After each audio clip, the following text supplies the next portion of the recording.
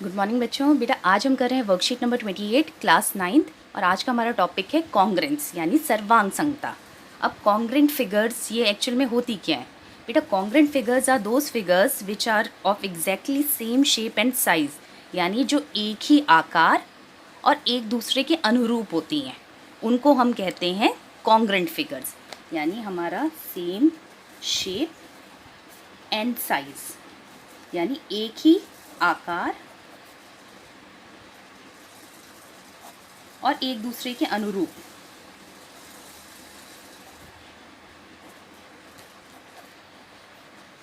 उन्हें हम कहते हैं कॉन्ग्रेंट फिगर्स यानी सर्वांग सम। अब बेटा ये एक्चुअल में होता क्या है?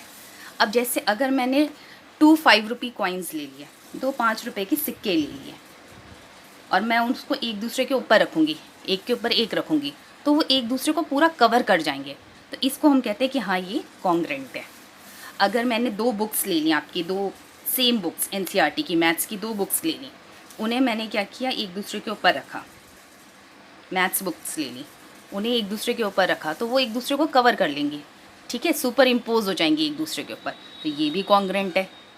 ठीक है, आप इसमें और एग्जाम्पल ले लेते हो, आप अपने हाथ ले लो, आप अपने दोनों हाथों को अगर एक दूसरे के ऊपर रखोगे तो वो भी एक दूसरे को अच्छे से कवर कर लेंगे, तो आपके हैंड्स भी कॉन्ग्रेंट है। ठीक है बेटा, तो ये हो गए सारे कॉन्ग्रेंट। अब कॉन्ग्रेंस का सिंबल जो है बेटा,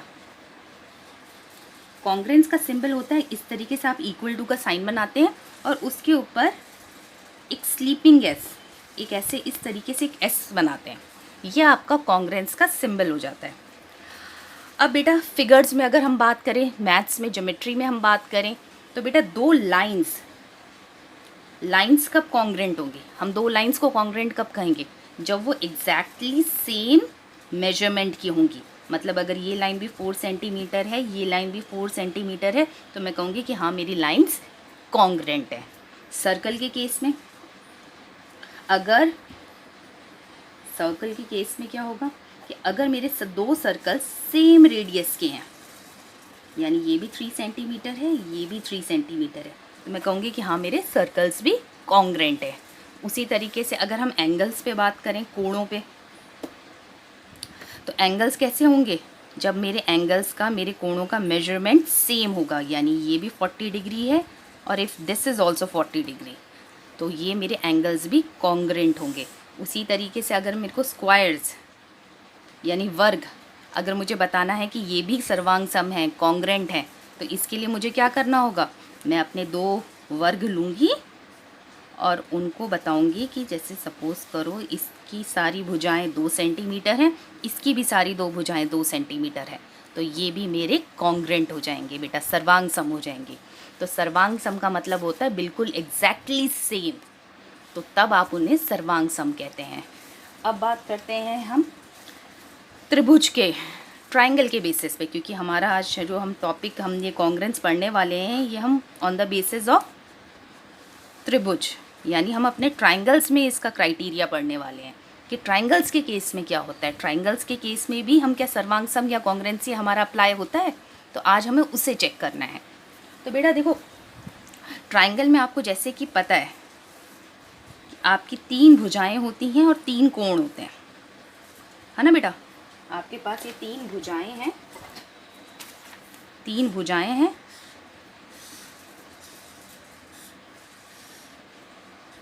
और उसी तरीके से आपके पास 3 कोण हैं, 3 साइड्स और 3 एंगल्स, ये हमारे एंगल्स हैं।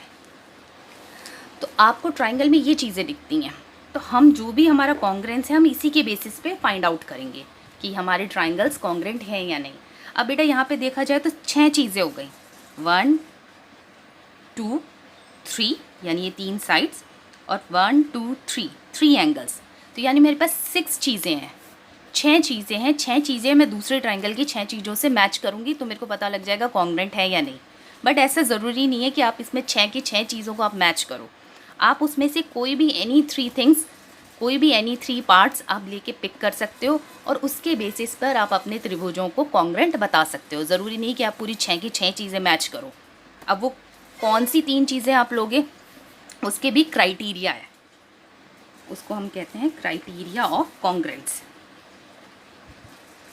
यानी सर्वांग समता के लिए जो हमारा क्राइटेरिया है कि हम त्रिभुज के कौन से 3 पार्ट्स लें और उन्हें इक्वल रखकर फिर हम कह दें कि हाँ भाई हमारे ट्राइंगल्स जो हैं वो कॉन्ग्रेंट हैं।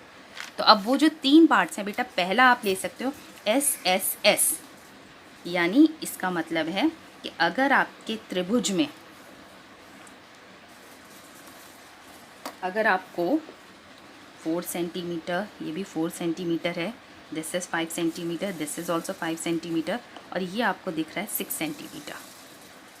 यानी अगर आपके त्रिभुज में ये बेटा पहला है एस साइड के लिए, ये भी साइड के लिए, ये भी साइड के लिए, यानी भुजा भुजा भुजा। तो इसका मतलब है कि अगर आपको त्रिभुज में अपनी तीनों भुजाएं, यानी ये 4 सेंटीमीटर पहली भुजा इसके बराबर दिख रही है, दूसरी भुजा यानी ये वाला 5 सेंटीमीटर आपको इसके इक्वल दिख रहा है, और तीसरी भुजा यानी 6 सेंटीमीटर आपको इसके इक्वलेंट दिख रहा है। तो यानी यहाँ पे आपकी 3 भुजाएं आपको इक्वल दिख रही हैं। तो आप कहोगे कि एस एस एस कॉन्ग्रेंस से मेरे ये जो ट्राइंगल्स हैं ये कॉन्ग्रेंट हैं, ठीक है। यानी एस एस एस सर्वांग समता का यहाँ पर हम रूल लगाएंगे। ऐसे ही इसमें सेकेंड है आपका एस ए एस, दूसरा क्राइटेरिया है एस ए एस। अब ये क्या कहता है बेटा, आपको एस तो पता लग ही गया कि ये एस का मतलब है साइड और ए का मतलब है एंगल, यानी यहाँ भुजा फिर कोण फिर भुजा। तो यानी अब इसको हम कैसे लेंगे, हमने अपने त्रिभुज बनाए। अब इस त्रिभुज में मैंने क्या किया कि ये वाली साइड है मेरी, सपोज करो 4 सेंटीमीटर, दिस इज़ 5 सेंटीमीटर, ये 4 सेंटीमीटर, ये 5 सेंटीमीटर, ये एंगल है मेरा 60 और ये एंगल है मेरा 60। तो बेटा इसमें आपको दिखाई दे रहा है कि मेरे को पहली अगर मैं भुजा लूँ तो ये हो गई 4 सेंटीमीटर 4 सेंटीमीटर, फिर है मेरे पास एंगल, तो हाँ मेरा एक एंगल भी इक्वल है, और थर्ड है मेरे पास साइड अगेन, तो वो वाली साइड भी मेरी एक साइड और है जो इक्वल है। तो ये मेरा हो गया एस ए एस। अच्छा बेटा इसमें एक चीज़ और ध्यान रखने वाली है कि ये जो एंगल मैंने बीच में लिखा है ये आप देख रहे हो, ये दोनों साइड के बीच का एंगल होना चाहिए। आप देख रहे हो यहाँ पर भी ये वाली जो मेरी 2 साइड्स हैं, ये 4 सेंटीमीटर और 5 सेंटीमीटर, ये दोनों साइड्स मिलकर ये एंगल बना रही हैं। तो हमेशा ये जो एंगल है, ये जो कोण है, ये आपका इंक्लूडेड होना चाहिए, यानी इन दोनों भुजाओं के अंदर होना चाहिए। ऐसे ही ये वाला जो एंगल है ये भी इन 2 भुजाओं के अंदर है। मेरा कहने का मतलब है इसमें बेटा कि अगर आपको ऐसे दिख रहा होता 4 सेंटीमीटर 5 सेंटीमीटर और ये 60 डिग्री, और यहाँ पर सेम वही कंडीशन 4 सेंटीमीटर 5 सेंटीमीटर और 60 डिग्री यहाँ, तो तब आप इसमें कह नहीं सकते थे कि हाँ ये सर्वांग सम है या ये मेरे कॉन्ग्रेंट हैं। उसका रीज़न ये है कि चलो ये वाले जो 2 साइड्स हैं इसमें तो ये एंगल इंक्लूडेड है, मगर ये वाली जो 2 साइड्स हैं 4 सेंटीमीटर और 5 सेंटीमीटर, बेटा यहाँ पर ये एंगल इंक्लूडेड हमें गिवन नहीं है, तो हमें नहीं पता ये 60 है या नहीं है। तो अनलेस एंड अनटिल जब तक हमें ये नहीं पता होगा कि ये भी 60 है ये वाला एंगल, तब तक हम इसको सर्वांग सम नहीं बोल सकते। तो हमेशा ये वाला जो एंगल है ये आपका इंक्लूडेड एंगल होना चाहिए, यानी ये दोनों साइड्स के बीच में आने वाला एंगल होना चाहिए। तब जाकर अगर वो भी इक्वल गिवन है तब हम कह सकते हैं कि हाँ हमारे ये जो ट्राइंगल्स हैं, ये हमारे जो त्रिभुज हैं, ये सर्वांग सम है यानी कॉन्ग्रेंट है। इसी में बेटा थर्ड आपका जो पार्ट आता है वो आता है ए ऐसे। अब इसमें भी बेटा वही बात है, A for angle then side then angle, यानी 2 एंगल्स के बीच में एक साइड। यहाँ भी बेटा साइड इंक्लूडेड साइड है, ठीक है, जो 2 एंगल्स के बीच में आ रही हो। हिंदी में हम इसको बोलेंगे कोण, भुजा, कोण। तो अब इसको कैसे दिखाएंगे बेटा, हमने 2 त्रिभुज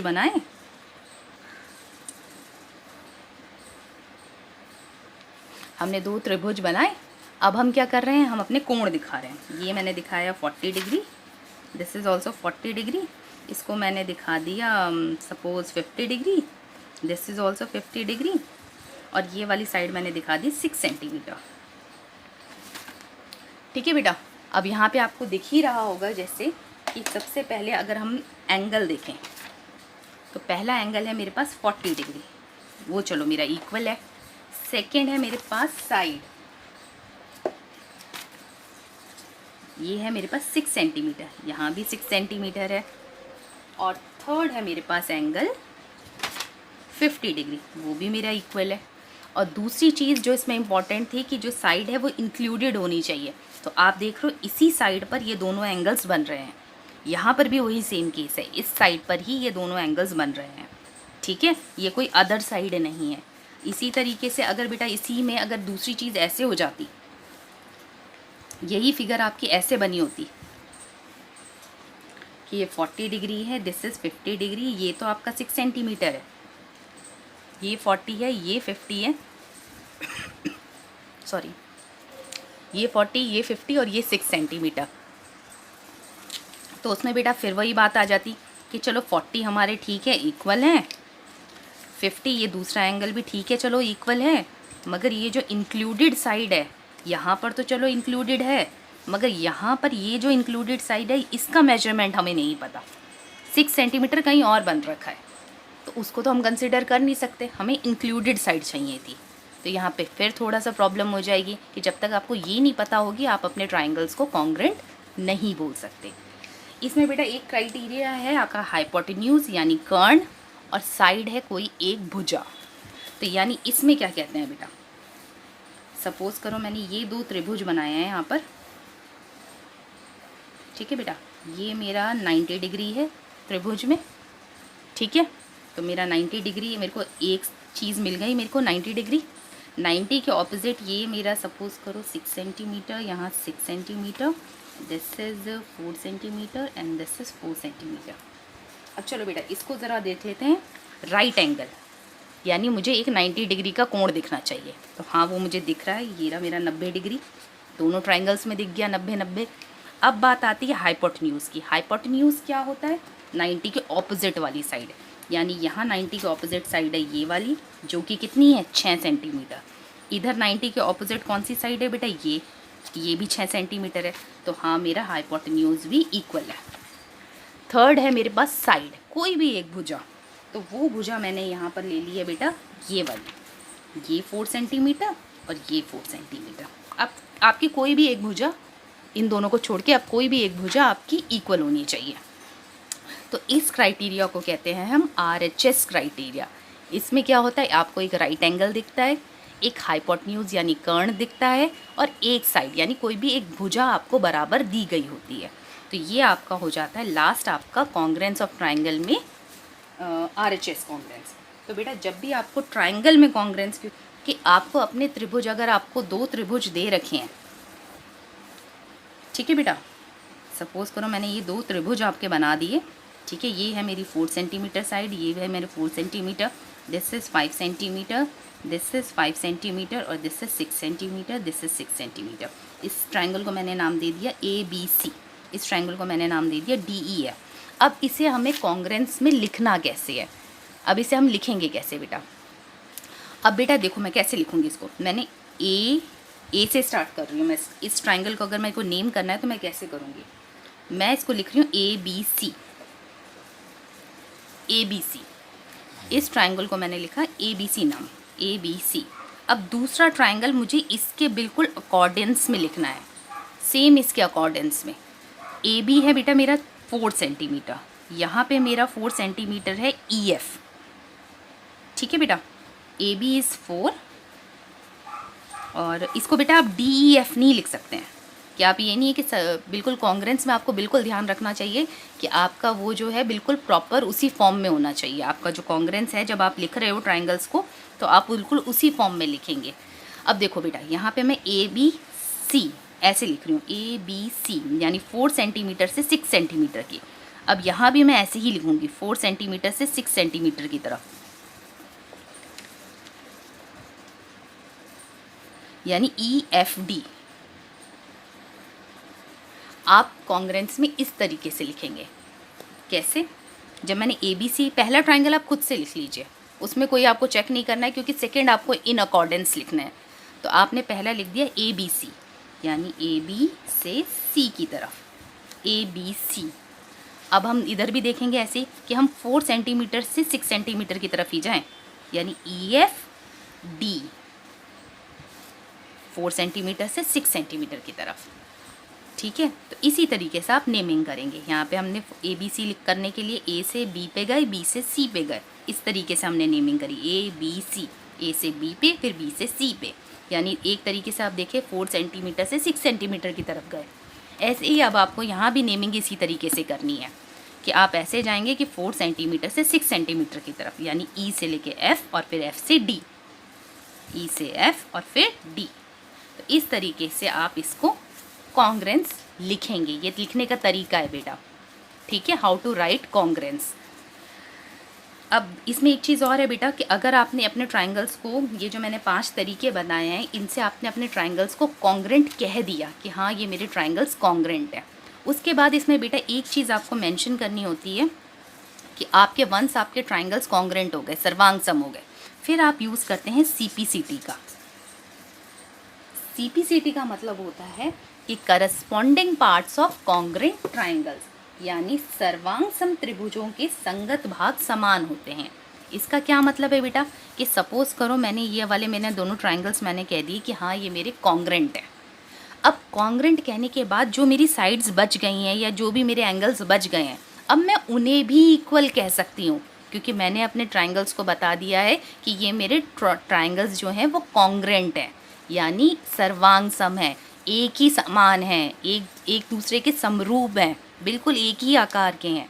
तो अब मैं क्या करूँगी कि मेरे को, वैसे मैंने 3 साइड्स को लेके ट्राइंगल्स को कॉन्ग्रेंट प्रूव किया है, अब जो मेरी 3 पार्ट्स बच गए हैं अब मैं उन्हें भी इक्वल कह सकती हूँ, और उसके लिए कंडीशन मैं यूज़ करूँगी CPCT, यानी corresponding parts of congruent triangles. अब देखो बेटा, जैसे यहाँ पर आ जाइए, कोई भी एक ले लीजिए। यहाँ पे बेटा आपको 2 साइड्स और एक एंगल इक्वल दे रखा है। अब ये तो बच गई ना, ये वाली साइड बच गई, ये 2 एंगल्स बच गए, मगर अब हम क्या कर सकते हैं, हम इनको भी इक्वल बता सकते हैं कि हमारी ये वाली जो साइड है ये इसके बराबर होगी, और रीज़न हम लिखेंगे CPCT, ब्रैकेट में मेंशन कर देंगे CPCT, और CPCT का मतलब होता है corresponding parts of congruent triangle, यानी सर्वांग सम त्रिभुजों के संगत भाग समान होते हैं। ठीक है बेटा, ये आपका हो गया चैप्टर, ये वाला जो टॉपिक है आज वीडियो कॉन्ग्रेंस पे। आई होप सबको समझ में आ गया होगा। Thank you so much.